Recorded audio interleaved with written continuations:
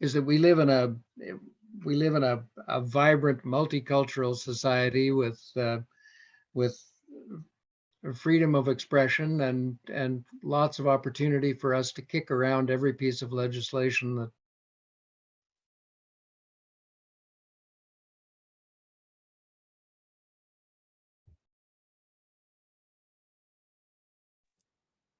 I'm sorry. I just muted Robert. Oh, Lord love me. I think he has to unmute himself, Jim. Yeah. Am I unmuted now? Yeah, you're good now. I'm sorry. That was totally my fault. All right. Was it something that I said? Yeah. I'm very picky. All right. All right. No, I was just saying that what some of the good things are is that we all have an opportunity to examine and critique and make democratically useful suggestions to any piece of legislation, including this one that is presented for our consideration.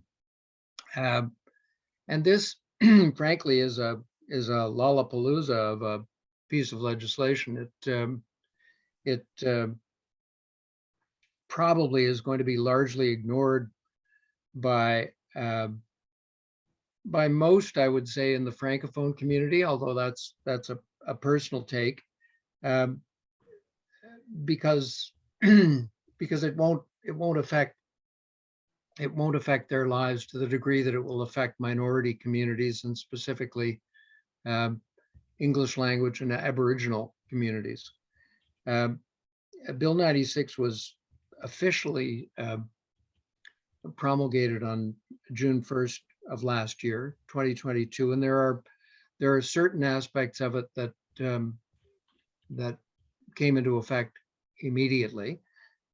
Certain parts of it that came into effect 3 months down the road, and there are other parts of the law that will come into effect in the future.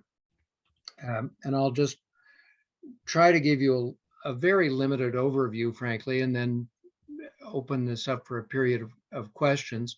I think you can sort of group the impact of the law on under sort of major headings.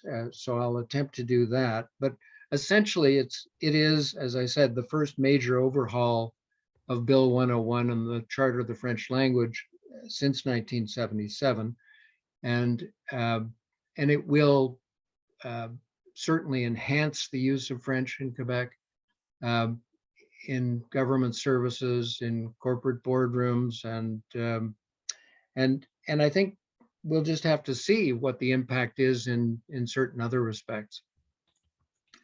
So, as I say, I don't recommend that you read the law, because it runs into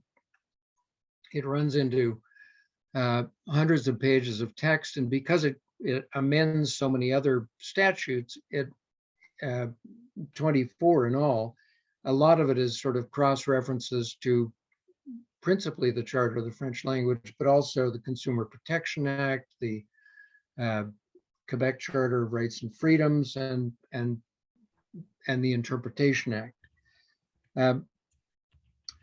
In terms of broad categories, some of the big highlights are constitutionally. It purports to unilaterally amend the Constitution Act of 1867, which not to do anything, frankly, that alarming. It declares that Québécois and Québécoises form a nation, which is something that Stephen Harper told us, 10 years ago, I think. That French is the only official language of Quebec, which has been the case since the passage of Bill 101 in 1977, and that French is the common language of the Quebec nation. Now, there of course isn't any definition of what the Quebec nation is. No greater definition than there was when Stephen Harper came up with it in the House of Commons. but the implication is that it applies both within and without Quebec to Acadia, for example. In any event, there hasn't been any court challenge on that. I don't know whether there ever will be a court challenge on that. Every province in Canada has the right to amend its own constitution, and arguably this could be an amendment to only Quebec's constitution within the parameters of the Constitution Act of 1867. Very controversially, of course, but entirely legally, Bill 96 overrides not only the Canadian Charter of Rights and Freedoms contained in the 82 Constitution Act, but the Quebec Charter of Rights and Freedoms. And the only other piece of legislation to have done that was Bill 21, which was the Loi sur la laïcité, the law prohibiting religious symbols in the workplace and that sort of thing. And I guess the third major constitutional impact of Bill 96 is that it attempts to apply the provisions of Bill 101 to all businesses and all employers in the province of Quebec. And that would include all federally regulated companies that are subject to the Official Languages Act, which of course has French and English on an equal basis. So banks, airlines, railways, a host of other companies that would fall under federal jurisdiction under the old Section 91, 92 breakdown of the Constitution. So that's the first major sort of heading. The second major heading that I chose to highlight is the provisions of Bill 96, which deal with the courts. The Canadian Constitution has always allowed access to the courts in the province of Quebec in French and in English. And Bill 96 provides that companies may only address the courts in French if they provide a translation prepared by a certified member of the Quebec Order of Translators with their pleadings at their own cost. So that's a bit of a fundamental change because of course the courts are one area where there's never really been a language problem, and there isn't one now. So that has been subject to judicial challenge, and Westmount's own Justice Chantal Corriveau enjoined the application of those provisions of the charter not a month after it was passed, although there is an action ongoing where the government is challenging that injunction. So that was new. The other significant portion dealing with the courts is that the bill provided that the Minister of the French language would have the last say on whether judges, federally appointed or not, would be required to have skills in any language other than French. And that the Conseil de la Magistrature, or the Quebec Judicial Council, took to court, and that portion of the law has presently been suspended as well by injunction, pending the resolution of the final case before the courts. So those are two areas that we thought were settled by the Blakey decision under Bill 101. And I think probably it's just and this is just a personal opinion, an attempt on the part of the existing government to curry favor with the real nationalist base, because there isn't really any moaning or wringing of hands about the language of legal proceedings or any difficulties in the court system, apart from the usual delays. The next heading that I think needs to be addressed is one that frankly doesn't come into effect until June 2025.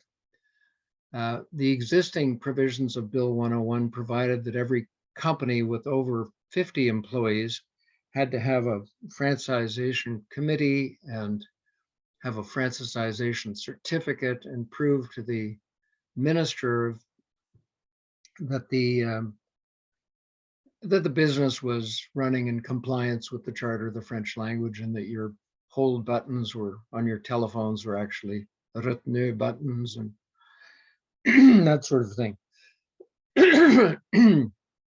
As of June 1, 2025, that excuse me, that requirement will apply to all companies with 25 or greater employees. So many more smaller businesses will be affected, and the franchisation committees now have regular reporting requirements to the minister.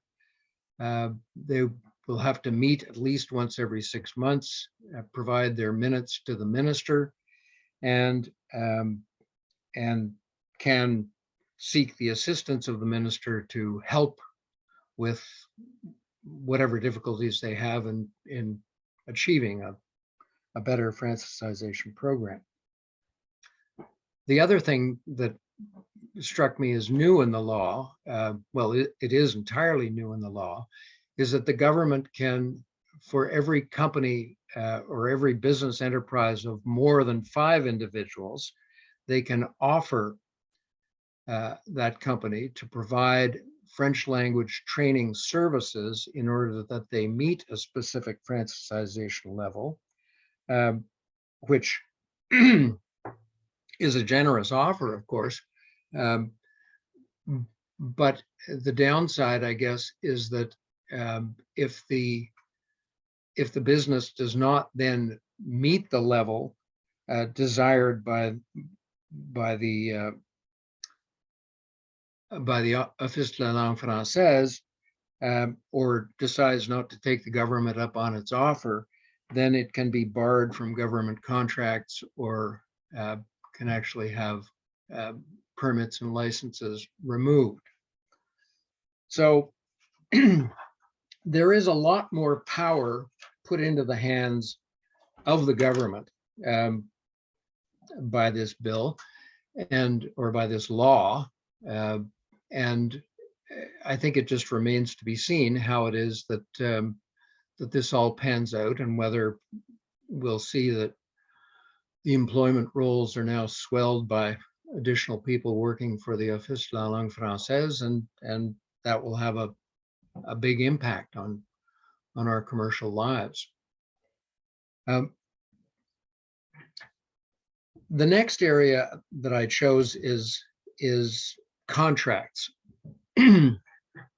Probably all of you are familiar with Section 55 of the Charter of the French language, which says that contracts must be in French, business contracts, but they can be in another language if it is the express wish of the parties. And the general way of dealing with commercial contracts where the parties wish them to be in English was to simply include a clause that said the parties hereto require that this agreement be drafted In English, les parties présentes exigent que cette entente soit rédigée en anglais. And that basically ended the matter. Well, that is no longer the case for what are called contracts of adhesion and consumer contracts. And contracts of adhesion are simply contracts, basically standard form contracts, the terms of which are dictated by one party. Those contracts must be in French unless the co-contractant can prove that that a French language version has been offered to the co-contractant, and the co-contractant has refused that French language version, and then another language is used with the clause that I just recited, that they want it to be in English or whatever. So and sort of the examples that are given in the law as standard form contracts are sort of leases,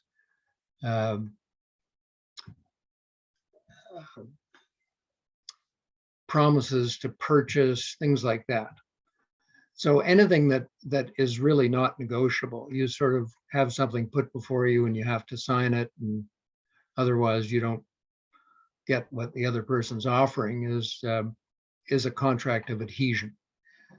A consumer contract, of course, is anything that's governed by the Consumer Protection Act, and between a consumer and a merchant or a business. Now these provisions come into effect this June, so June 2023. If you don't comply with this, if you just have an English contract and there is no French version, and you don't offer up the French version first, after June that is, then the other person can basically sue you for the nullity of the contract or the reduction of the obligations under the contract on the basis that it's just not in conformity with the law. The onus or the burden of proof is on you to establish that they didn't suffer any damages by reason of this being the case. So there's just a sort of a transfer of the burden of proof, the normal burden of proof in a civil action. For government contracts, or contracts they with the civil administration, and I think that's not just the province, that's probably also the rental boards and Quebec government administrations. The rule is you don't even have to prove damages. If there's no French language version, then the contract can just be nullified, period. So so it is now the practice amongst law firms to increasingly use French language documents and provide English language versions to clients, just because it's so much easier.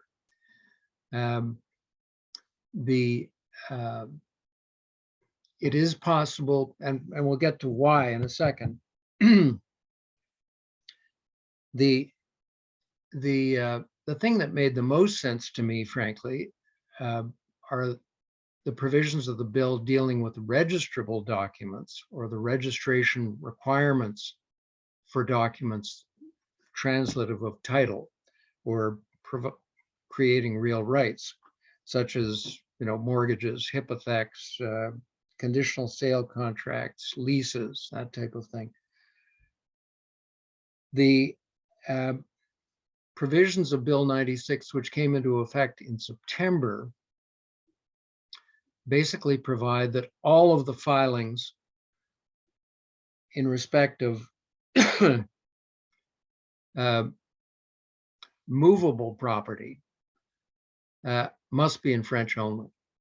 So there are no English forms that you can now register in Quebec for a movable hypothec or a conditional sale contract for equipment or a car lease or that type of thing. All of that has to be in French, the registrable portions of it. For real estate, you can, it either has to be in French, sort of a deed of sale or a deed of hypothec or mortgage, or it can be in English and in French, with, and you can imagine how clumsy and cumbersome that is to have a deed that is bilingual. It's twice as big, but it's increasingly used. Or it can be only in English if there is a French translation done by a certified member of the charter, the professional charter of Quebec translators, which presumably will add time and expense and all the rest of it. So, so the registers that we now consult, that lawyers now consult, that, to see whether property is free and clear, whether Bloggins or Untel owns a piece of property, those are now increasingly only in French. And I suppose in a French society, in a jurisdiction where the vast majority of people are French speaking, that makes more sense to me than some of the other amendments that they've provided. But as I say, that came into effect in September. There are impacts on immigration. You will have probably seen in the press that the government, I think, is going to start funding to some greater degree French language courses for immigrants, which already exist. But after 6 months, the government will not communicate with any newcomer to Quebec other than in French. So if someone comes from Nicaragua or Great Britain and doesn't learn French in 6 months, then they'll have to have friends. In terms of education, the bill basically classifies universities now and cégeps as English or French, and there are various administrative rules that aren't of particular interest, but the one that has made the most noise is that for cégeps, students will have to take at least 3 courses during their 2-year cégep program in French and write their exams in French. So that's a real change. The English cégeps, of course, I think are Vanier, Champlain, Dawson, and John Abbott. For signs, the rules on menus and invoices and signs and that sort of thing are pretty much all as they were, only Bill 96 has added a requirement that French be never less predominant or less accessible than any other language. So if you buy a product with a book of instructions in English and it says, for French instructions, please or Spanish instructions, please consult our website or whatever, that will likely be a contravention of the charter.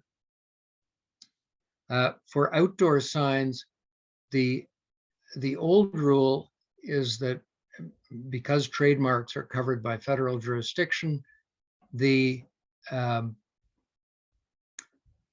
prohibition of outdoor signs in English couldn't, of course, apply to them because trademarks are federally regulated, and trademarks can be either registered or a trademark in common law use. I don't know whether, I assume Wayfair is a registered mark and General Motors is a registered mark.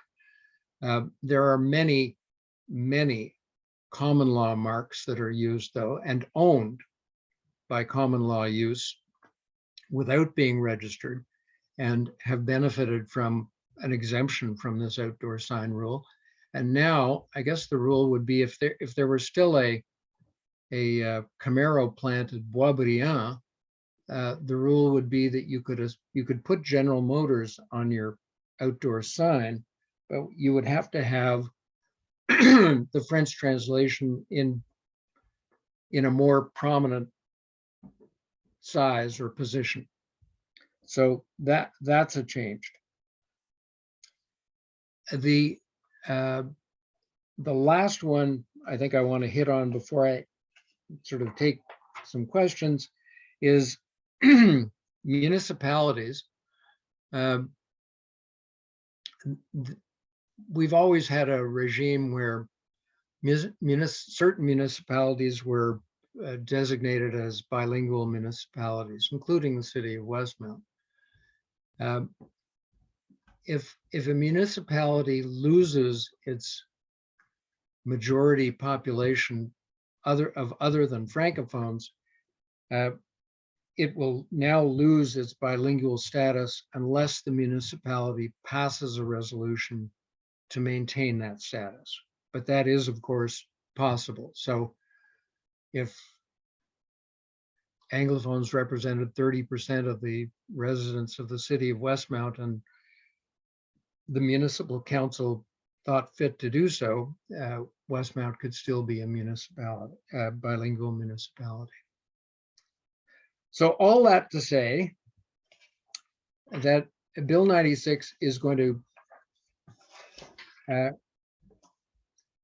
create a significant change in all of our lives, probably more on the contracts, our children and grandchildren going to cégeps, our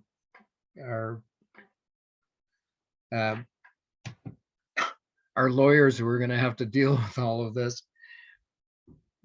But the jury is really out on whether or not the vast powers that are given to the government under the legislation, because the powers of the Office de la Langue Française have been considerably expanded.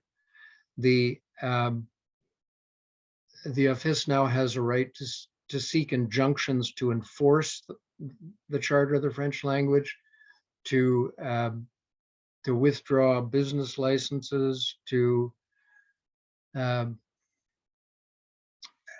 take away permits, and to impose much greater fines than under the existing law, or the existing law prior to June of last year. So it will remain to be seen how this all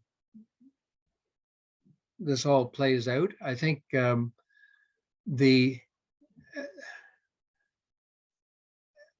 the island of Montreal, I read with astonishment about 2 or 3 weeks ago, is now only 48% French speaking at home, meaning 52% of the island residents, I guess, speak something else.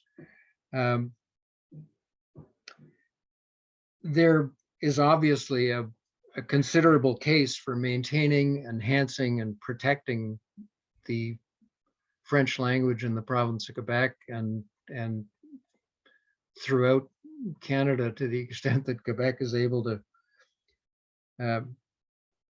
keep its skirts wide enough to encompass the Acadians. But I will be interested to see just how this all works and how much it is a law that it is enforced aggressively, and how much of it is basically a political instrument to ensure that the government that passed it is not overtaken by the by the opposition on the other side. So with that, I think I'll open the floor to questions. I'm sorry, Jim, when you asked me what the good part was, I tried to the extent possible to give the good part, but I'm not sure I saw a lot of the good part in this law. So, Well, I can understand the need to support the French as much as possible, and there, I think there are some of the inclusions there that aren't so bad. Although, as you said, most of the really important stuff was already there from Bill 101. I see this a little bit as a death by a million cuts, and very largely in my mind, I think the government is trying to discourage non-French immigration. That's just my thought. The big question that I have is, how can a province unilaterally change the Canadian Constitution? well, that's one that I think that's one that federal politicians have been unwilling to take up at this point, because there is a precedent in the Canadian Parliament for declaring Quebec as a nation. And so it's a bit specious to now contest a law that purports to change an over 100-year-old, 150-year-old law just on the basis of something that they've already approved. We're not sure what any of that nation, common language of the nation stuff means, but I think there's also a decent case to be made by Quebec that this is no more than the amendment of its own constitution, because it didn't really have a constitution other than this. It had the the Quebec Act of 1760 and all the various constitutional statutes leading up to 1867. But I think there is a position to say, well, this is no more than Quebec fiddling with its own constitution. We're not going to touch that. Where I think there may be some pushback is this attempt to apply Bill 101 to all federally incorporated employers. And that will be an interesting case, frankly, because there has been jurisprudence at the Supreme Court of Canada level that the Quebec Consumer Protection Act applies to federally incorporated banks. If a piece of federal legislation is not paramount, but leaves an area of jurisdiction available to be occupied by the province, there's all sorts of jurisprudence going back to Confederation, which talks about there being the possibility of overlapping jurisdiction. Now, if Air Canada has to have your en route magazine only in French in Quebec and then switch it out for the bilingual version when they get to Toronto, I'm not sure how that's going to work. But but I think generally both I think Quebec politicians will be very anxious to rattle the constitutional sword. And I think federal politicians will not want to touch it with a 10-foot pole. Yeah, just very slowly eroded away. Keith, you had a question, I believe. Unmute yourself, please. There we go. Can you hear me? Yes, you're good. Great. First, a comment. I think that Bill 96 is the second major overhaul of Bill 101. The first was Bill 178, which dealt with the sign laws. Oh, yes, that's right. Because originally, and we shouldn't forget, the Participation Quebec introduced Bill 101, banned the English language commercially 100%.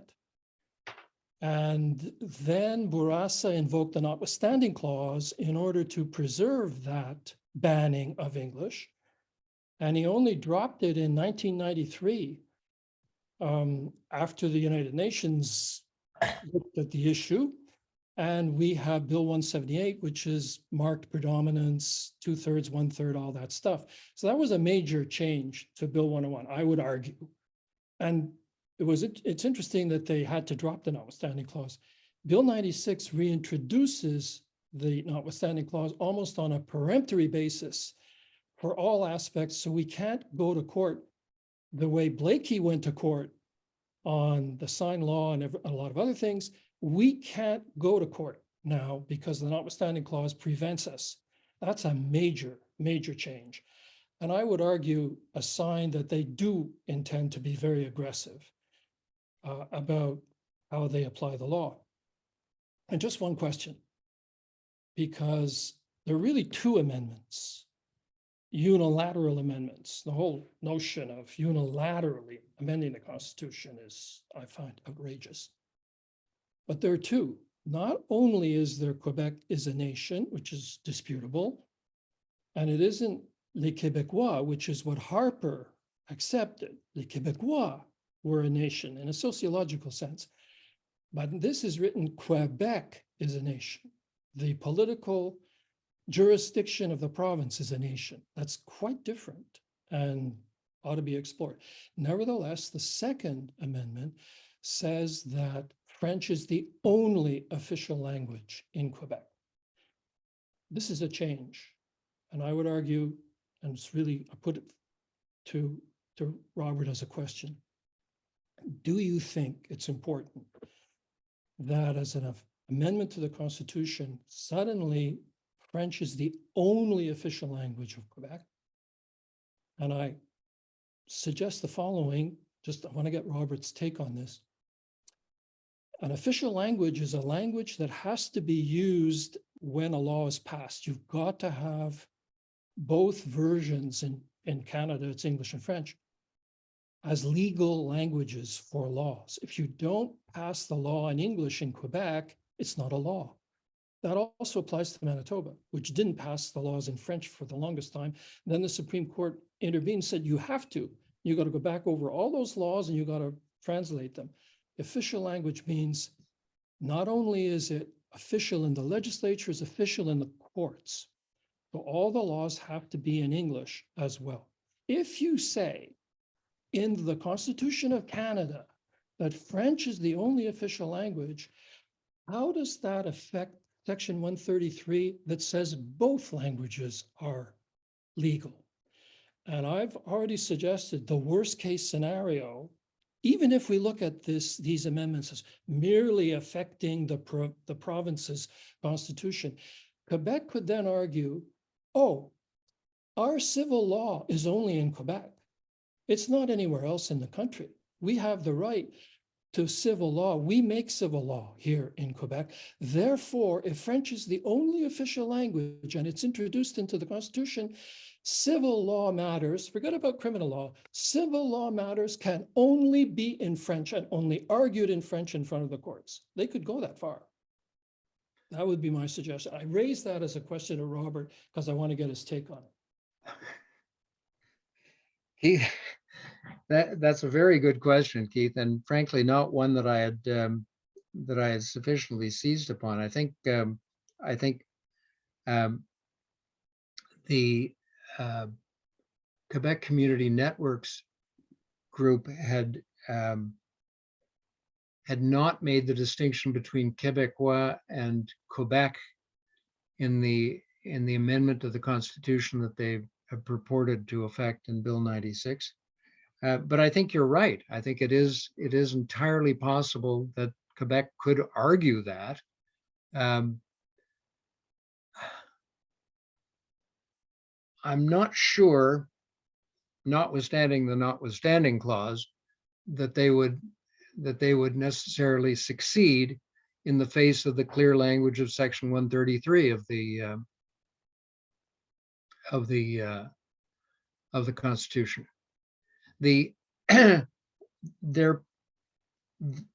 There is an argument that they could make that this is a unilateral, or that this is simply an amendment to the Quebec Constitution. But of course, the other argument is that this is an amendment to a purported amendment to the Canadian Constitution that requires 7 provinces with 50% of the. Now, I'm not a constitutional lawyer. I spent a lot of time with Alan Hilton and Colin Irving and Doug Mitchell and people like that. And I think I like the federal government's position and your position much better than I like Francois Legault's position on this. If he goes to the extent that you indicate that he could, but you are right that is the logical sequence of events. That is the logical progression of thought on the basis of the drafting of this bill. I had forgotten Bill 178, and just anecdotally, both Bill 178 was Claude Ryan, wasn't it? That's right. And he was egged on. The French, twice as big as the English, was a backbencher of his, who was a classmate of mine, Tom Mulcair, who later went on to become the leader of the NDP, who later was out of a job and ended up being in charge of the translators that translated the Manitoba federal statutes. But no, that's a very interesting point. And of course, your thinking is very clear on that, Keith, and the logical sequence of events is as you presented. Could I just raise one quick other point, because I know others probably want to get in. I found it interesting, your remarks on signs, that suddenly the government could take a greater interest in what were before federally regulated signs. And I remember when Bill 178 came in, there was a big issue about McDonald's, and it was the apostrophe in McDonald's restaurants. And in fact, there were cartoons at the time of a whole bunch of Anglos appearing with apostrophes on signs. That's all they had, was an apostrophe on the sign. And of course, Franco comics were making fun of Anglos who were so committed to their apostrophe. But McDonald's was committed to its apostrophe and didn't want to take it down. And they said, we don't have to, and we're not going to. And I'm wondering if under Bill 96, whether that issue will come up again. Interesting. I think if the government chooses to enforce this, it certainly will come up again, because any international company with a demonstrably English name will have to have the French translation markedly more predominant on an outside sign, which will be absolute nonsense. We have a question from Susan. Yes, thank you. I have 2 questions, actually. One is, are there any legal challenges to Bill 96 at the moment? And the other question is, speaking to Jim Fair's comment about death by 1,000 cuts, is the Anglophone community so whittled down by now that, there is not going to be any real challenge to this? Well, in answer to the first, thank you, Susan. In answer to your first question, I am not sure how many legal challenges there have been, but you will have noticed in your Westmount Independent that there is someone canvassing for contributions to challenge the law. The Quebec Judicial Council did challenge the law and is in pitched battle with the government of Quebec now over the right to determine the language capacity of judges who are appointed to courts in Quebec. And this this certified translation nonsense has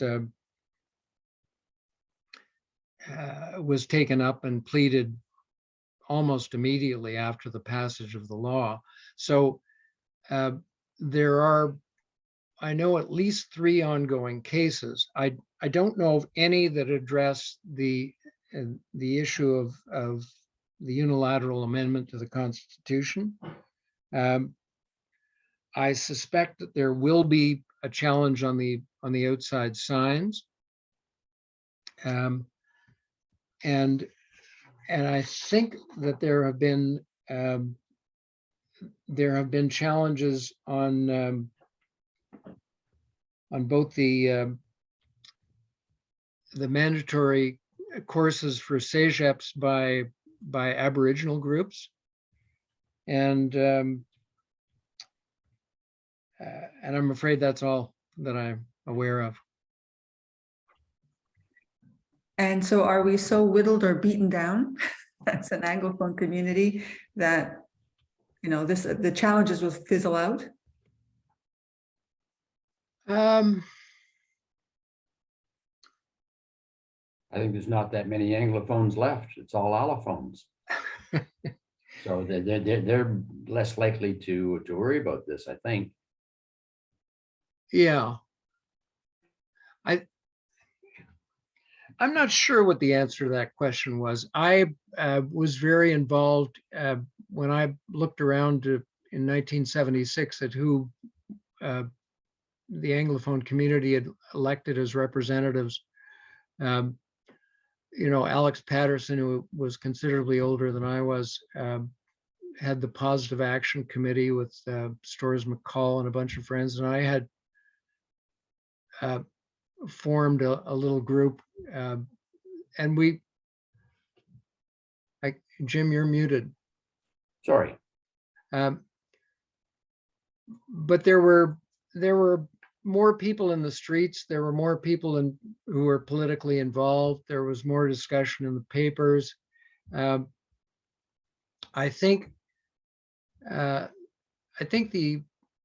the community in general, the business community in general, is either adapting or slinking off. I know I have clients who are looking at properties in Hawkesbury.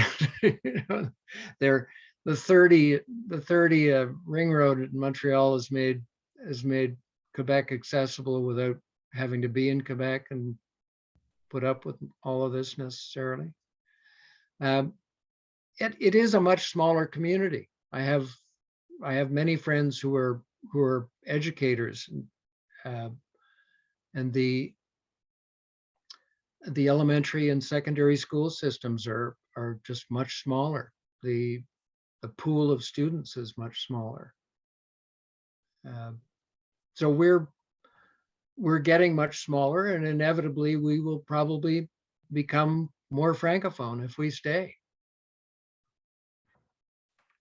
But I think there's some fight in us left for some of these provisions. Thank you, Robert. Yeah. I knew that this was going to be a long question and answer period, just because the topic is so contentious. But we're going to have to cut it off here before we really go overtime. Robert, I guess we're stuck in this like a can of worms. And, or maybe as, who was it? Jacques Parizeau's Jacques lobsters Parizeau, in the as pot. we had the lobsters in the pot. And ultimately, there's no question that it will become more and more. I don't think the province, or in Montreal in particular, is going to become particularly less English. It's going to become more bilingual, I think, and there will be less Anglophones. But I think the allophones are still going to want to be speaking English. So we'll see what happens. Yeah. Listen, thank you very much. I know this was on short notice for you, and it was lovely seeing your fine, handsome face. I'll send you all pictures. Okay, and with that, hang on a second. I'm just going to stop the recording.